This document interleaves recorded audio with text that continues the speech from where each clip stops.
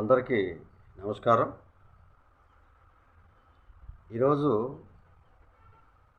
ఈ వీడియో ద్వారా సందేశాన్ని ప్రజలకి మరియు ఎన్నికల సంఘానికి, రాజకీయ పార్టీలకి కొన్ని సవరణలు చేయవలసిందిగా కోరుతూ, కొన్ని సంస్కరణలు చేపట్టవలసిందిగా కోరుతూ ఈ వీడియోని చేయడం అయింది. పర్యావరణ పరిరక్షణ సంస్థ తరఫున అతిపెద్ద ప్రజాస్వామ్యంగా ఉన్నటువంటి భారతదేశంలో ప్రజల భాగస్వామ్యానికి ప్రతీకలుగా ఉన్నటువంటి ఎన్నికల్లో ఓటు వేయని వారి సంగతి గురించి మనందరం ఈరోజు ఆలోచించాలి.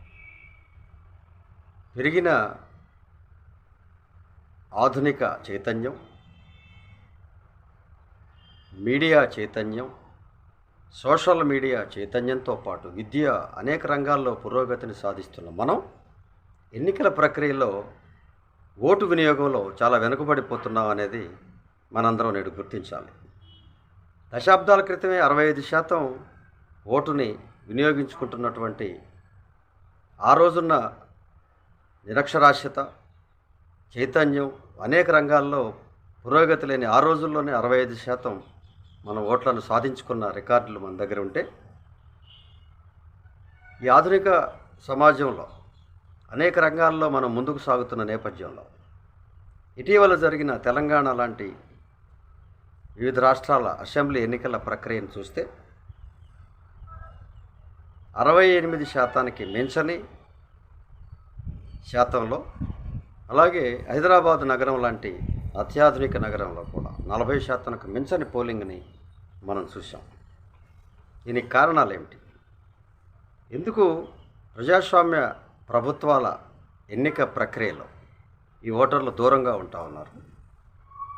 ఎందుకు వీరు ఓటు వినియోగానికి ముందుకు రావడం లేదనేది ఈరోజు మనందరం ఒక చర్చలో చర్చించుకొని దానికి మార్పులు చేసుకొని 100% ఓటు వినియోగాన్ని సాధించే దిశగా ముందుకు సాగాలన్నదే నా యొక్క అభిప్రాయం, ఈ యొక్క పర్యావరణ పరిరక్షణ సంస్థ యొక్క ఆశయం.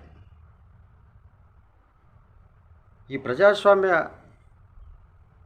ప్రభుత్వాల ఎంపికలో ఓటరు ప్రధానమైన పాత్రధారుడు. అలాగే ఈ ప్రభుత్వ సంక్షేమ కార్యక్రమాలు, తదితర పరిపాలనా కార్యక్రమాల్లో ఇదే ఓటరు ప్రధాన వినియోగదారుడు. కానీ ఓటు వినియోగంలో కనీసం 35% ఎగవేతదారులుగా, ఓటును వినియోగించని వ్యక్తులుగా ఈరోజు నమోదు కాబడతా ఉన్నారు. దీని దశాబ్దాలుగా నిర్లక్ష్యానికి గురవుతుంది ఈ ప్రక్రియ.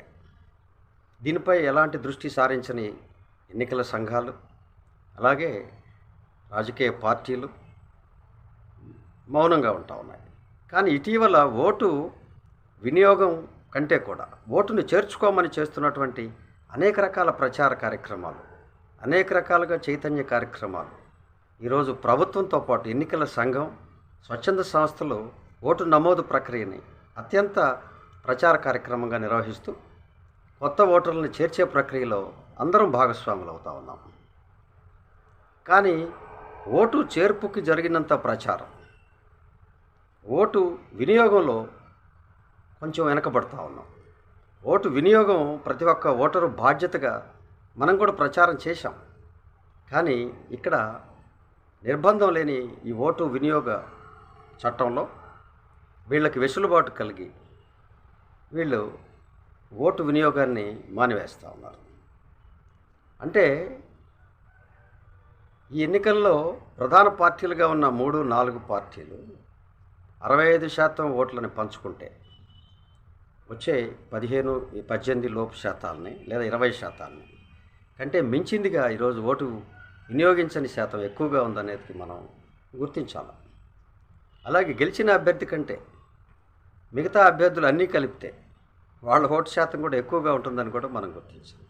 అంటే ఈ ప్రజాస్వామ్య వ్యవస్థలో ఎన్నికల ప్రక్రియలో ఉన్న సాంకేతిక కారణంగానే ఈరోజు అత్యంత అల్పంగా వచ్చిన ఓటు శాతం వ్యక్తులు ఈరోజు ప్రజాస్వామ్యంలో ప్రజాప్రతినిధులుగా, అలాగే ప్రజాప్రభుత్వాలుగా ఏర్పడుతూ ఉన్నారు. ఇది కొంచెం మనందరం ఆలోచించాలి. ఇది నిజమైనటువంటి అర్హతగా ఆ ప్రభుత్వాలు, ఆ ప్రజాప్రతినిధులు ఉన్నారా లేదా? అత్యంతంగా అందరూ కలిసి వ్యతిరేకిస్తున్న ఆ వర్గానికి మిగతా వాళ్ళందరూ వ్యతిరేకిస్తున్నట్టుగా మనం గుర్తించాలి. అందుకే 100% ఓట్లలో 50% పైగా ఉన్నటువంటి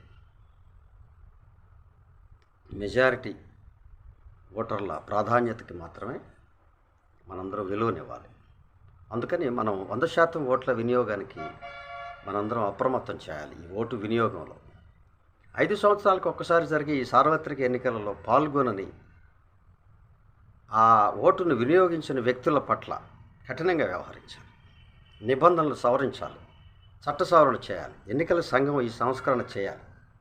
ఇది చేయకుండా వచ్చిన ఓట్లను లెక్కేస్తాం, వచ్చిన ఓట్లలో వచ్చిన ఒక ఓటు ఎక్కువగా ఉన్న వారిని, అభ్యర్థుల్ని ప్రజాప్రతినిధులుగా గుర్తిస్తాం అనేది ఇంకా వెనకటి పురాతన చట్టంగా మనందరం భావించాలి. ఎందుకంటే ఇదే ప్రజాప్రభుత్వంలో అన్ని ప్రయోజనాలను పొందుతున్నటువంటి ఈ ఓటుకు రాని వాళ్ళ సంగతి, అన్ని ప్రభుత్వ ప్రయోజనాలన్నీ పొందుతూ ఉన్నారు ప్రజల పేరుతో లేదా లబ్ధిదారుల పేరుతో. కాబట్టి ఓటు వినియోగించుకుంటా కూడా అదే ఎన్నికల్లో గెలిచిన ప్రభుత్వం యొక్క గెలిచినడానికి జరిగేటువంటి ప్రక్రియలో పాల్గొనని ఈ ఓటర్లు కూడా అలా ఏర్పడిన ప్రభుత్వం నుండి వచ్చేటువంటి ప్రజా ప్రయోజనాల్ని పొందడానికి కూడా మనందరం సమీక్షించాలి. వీళ్ళు అర్హులా కాదనేది తేల్చాలి. ఎందుకంటే నిర్మాణంలో